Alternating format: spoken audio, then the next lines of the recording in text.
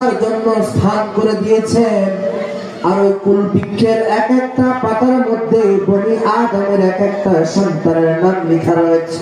কোন জায়গায় বাড়ি, কোন এলাকায় বাড়ি, কোন বাবার সন্তান, কোন মায়ের সন্তান, নাম কি সব কিছু লেখা।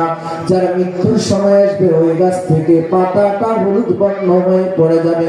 মালাকুল মউত আজরাইল পাতাটা দেখার পর পরেই ওই বান্দার জান কবজ করার জন্য তৈরি হয়ে যান। মুহূর্তের মধ্যে জমিনের মধ্যে হাজির হয়ে যান।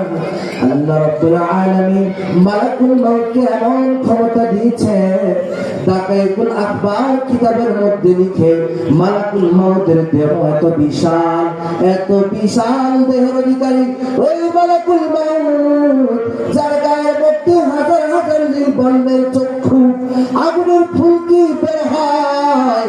ওই চক্ষু বিশিষ্ট মালাকুল মউত মুহূর্তের মধ্যে বান্দার জান কবজ করার জন্য এমন ভাবে হাজির হয়ে যায়।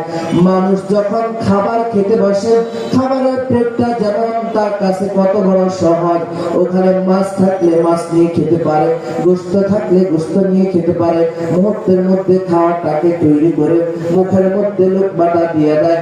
মালাকুল মউতের উদাহরণ দিতে গিয়ে দাকাইকুল আখবার কিতাবের মধ্যে ইউসুফ কান্দুলবি রাহমাতুল্লাহি আলাইহি লিখেন, গোটা দুনিয়াবাসী ওই মালাকুল মউতের কাছে একটা ভাতের প্লেটের মতো।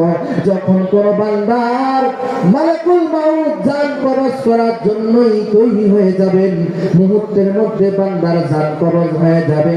ইদা জাআ আজালুহা লা ইস্তাগফিরুনা সাআতান ওয়া লা ইস্তাকবিরুন।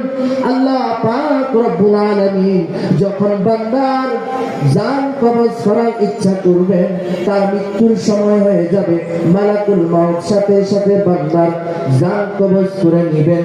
ফারিকুম ফিল জান্নাতি ওয়া ফারিকুম ফিস সাঈর।